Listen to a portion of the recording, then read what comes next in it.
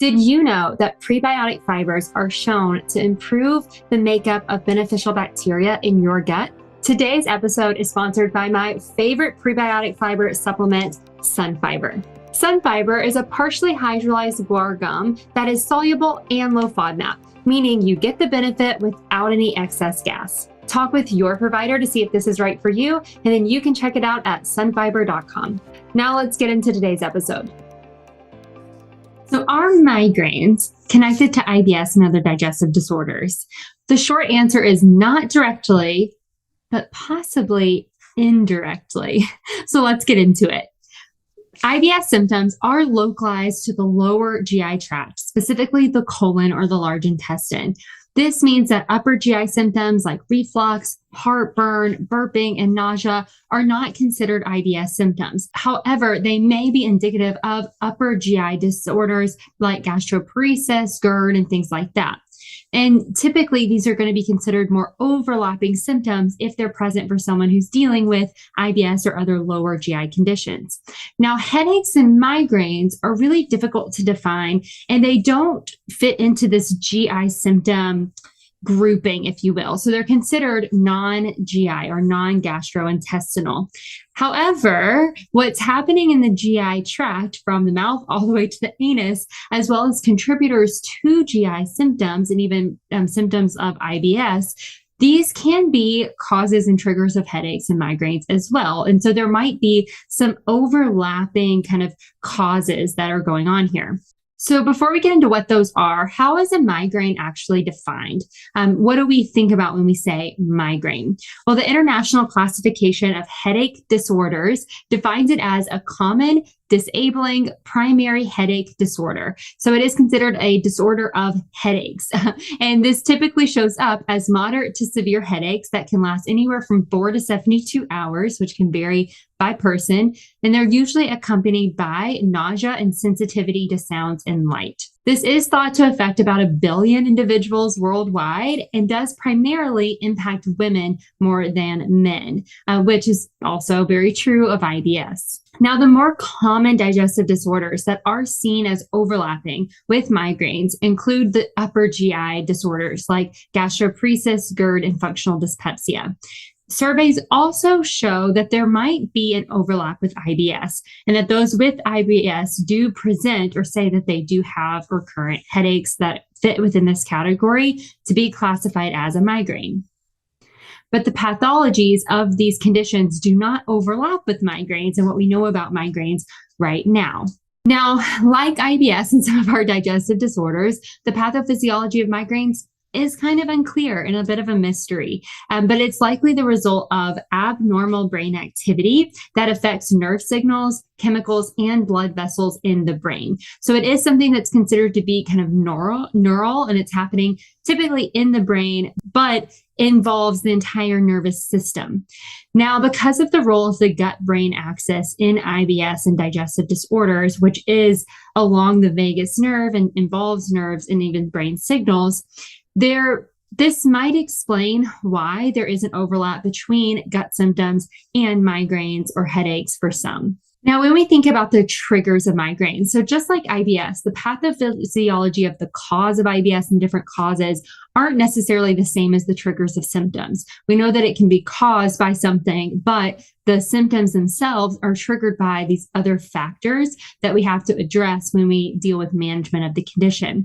With migraines, this can include hormonal changes, and this can come down to significant, like long-term hormonal changes, like we see through different stages of life, but also hormonal changes throughout a menstrual cycle, which menstruating individuals are going to experience. Stress and anxiety, those are two huge ones, especially prolonged levels of increased stress and poor nervous system regulation and poor stress management. Poor sleep is huge. Muscle tension, especially in the shoulders and the neck, which is going to create tension that's going to lead to migraines.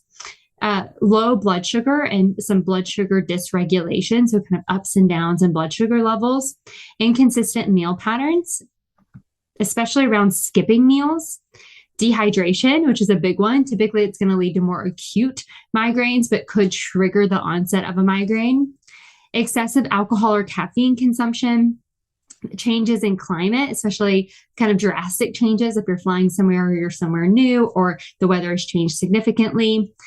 And then drastic changes in environment overall, including lights and sounds, and of course, medications, and especially birth control and different hormone therapies, which goes back to the hormonal changes.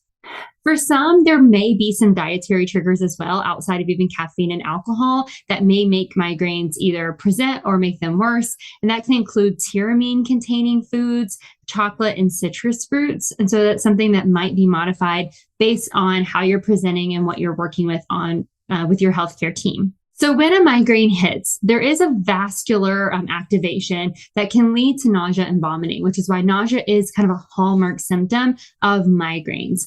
This can create a migraine GI symptom cycle because the migraine might contribute to more nausea, may even contribute to vomiting, and that's going to lead to other GI symptoms, which might lead to feelings of reflux and discomfort. Maybe that leads to something like constipation, especially if you are skipping meals, and then that can worsen the symptoms you're having. And so it can lead to this little cycle that we see with even IBS triggers and things that are going on there as well. And so not only would migraines and IBS or migraines and digestive symptoms kind of be overlapping in different ways, but this cycle itself may kind of develop a deeper connection between the symptoms you're experiencing. We also think that serotonin may play a major role in this, which is known to impact digestive disorders and can, like serotonin activity can lead to changes in gut motility, which is fascinating. And so there might be a piece of that as well.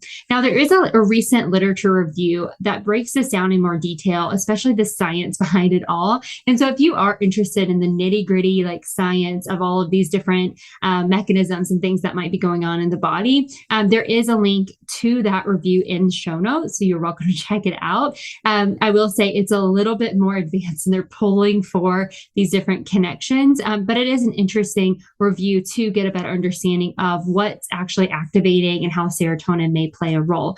So that is a fascinating review if you want to read it. So we all know by now that fiber is beneficial for gut health. But for many, increasing fiber-rich foods can lead to more gas, bloating, discomfort, and overall frustration. Or it becomes difficult to sustain every single day, especially with travel or social events. Sun Fiber is a prebiotic fiber supplement that is gut-friendly as a soluble, low-FODMAP fiber source. Sun Fiber containing products typically contain 5 to 7 grams of fiber per serving. And the best part is that it mixes into water or food without adding any color, flavor, or texture. This means you can easily add this into your routine to increase your overall fiber intake and benefit the balance of your gut without the extra symptoms. Whether you use Sun Fiber daily to improve your gut microbiome or you use it as you need additional fiber, this can be a great option that your gut may love. Talk with your provider to see if this is right for you, and then you can find your favorite Sun Fiber containing products at sunfiber.com. Now let's jump back into today's episode. The big takeaway, though, is that, migraines might not be due to IBS. IBS may not be due to migraines, but there may be this connection. And so if you are experiencing migraines, this is not something that you want to ignore. And you also don't want to just chalk it up to being IBS. It may be due to something else that's also playing a role in these different parts of your body. So what can be helpful is to make sure that you're keeping up with when migraines are occurring and what correlations may be present, and then how your gut is also responding to that. As you start to develop plans for either your migraines or your IBS, notice how the other one may change so that you can kind of personalize your plan to yourself more. And if you do have a provider, let's say your GI doctor, who is not necessarily listening or taking your migraines seriously and vice versa, it may be helpful to create a team with different specialists that can help you work on these different pieces that may be presenting together. Because while they may be connected in some ways, it doesn't mean that just working on your gut is going to make the migraine problem go away. And if the migraine problem's leading to other gut symptoms, then that may be something that does need to be addressed kind of in its own bucket and with its own specialist in order for the GI symptoms to get better too. So it's not in your head, metaphorically and physically. It's not just in your head. If you are experiencing these, it can be very real. You're not alone in it. And it is something that you do want to keep up with and communicate to all of your providers to see what's going on. Now, those different triggers I mentioned earlier are things that you can assess in yourself and see if maybe limiting some of those different pieces or working on them may help. But to break it down to action steps of what you can actually do about it, here are a few things that you can really start to work on that's going to help both your GI symptoms and potentially help your migraines. And it's a place to start while you are getting answers. The first one is eating consistent meals. Being adequately nourished and staying nourished consistently is key, especially, and I see this a lot with even headaches. So if you are dealing with recurrent headaches and nausea related to that, it is very important to have a very consistent meal schedule. Now, will you always feel like eating if you're dealing with headaches and nausea when you wake up? Absolutely not. And so it may help to have even smaller meals, but really focus on getting some nutrition in, because eating consistently can help bring those symptoms down and also help prevent a migraine from coming on, which is important. With your meals, you also want to think about blood sugar regulation. And this really comes down to how we balance out meals. This is something I teach a lot in my foundations course, where I talk about kind of the macronutrients and what that needs to look like on a plate. But the goal here is making sure you have carbs, fats, and proteins together, and you're regulating that the blood sugar curve in your body so that you're not having these spikes and dips. Consistent meals is going to help with that, but also how you balance and what you choose is going to help with that as well. The third thing is to focus on sleep. Not only do you want to make sure that you're getting some sleep, you want to make sure you're getting enough and you're getting it consistently. So 7 to 9 hours is the recommendation. And then going to sleep around the same time and waking up around the same time each day, kind of keeping to that schedule, can be really helpful. It helps with circadian rhythm support, but can also help with how your body responds to your sleep and the quality of sleep that you're able to get. Your body loves to work like a clock, work like a machine. And so whenever you're able to provide some stability, that does help the body get the most out of these different activities like sleep.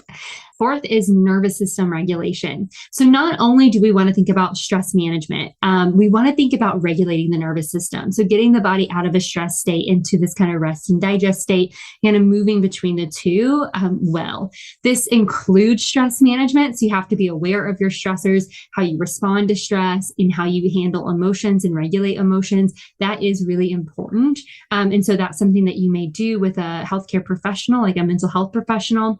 But you also need to understand how to regulate your own nervous system. And that includes like completing stress cycles, which you can do through exercise and things like that. Taking breaks is huge. Your sleep kind of fits into there, as well as bringing down your body's stress response with your breath and with the power of kind of mindfulness and connection to yourself. That all can be really beneficial for preventing migraines that are caused by stress, but also helping kind of get out of those cycles that are so easily pulled in, that you may be easily pulled into. And then the last thing is hydration. This is really important because it's something that can easily get missed. And usually if you get behind and you get dehydrated, if your body's really sensitive to that, that can lead to GI flare. It can lead to a migraine flare without you even realizing it. And then it's really hard to just catch up on it. It's not just about drinking more water one day and it all goes away. You usually have to kind of, be really consistent and get out of that flare that was caused by even a day of dehydration. So finding ways to get enough water, maybe adding in minerals, depending on where you're at and how your body is doing, which you would discuss with your own healthcare team. That can all help you with proper hydration, and just like eating consistent meals and staying nourished daily and sleeping daily and how the consistency there, you do need to be consistent with your hydration and making sure that you are adequately hydrated every day so that your body does not kind of fall back and respond to a state of dehydration. So if you're dealing with migraines, that is a place that you can start. It may not be the whole answer. There may be more to it. And there may be even a chain of events and a chain of things that are going on. But this is at least a place where you can start taking action, see if you see any results from that, and then get your healthcare team to work together and see what all may be going on. Keep a detailed log so that you can track what's happening and how your body's responding. And then look for those correlations that may be going on and try to take it back a step to, what is leading to this. And that will help you put together a plan that does work for for you.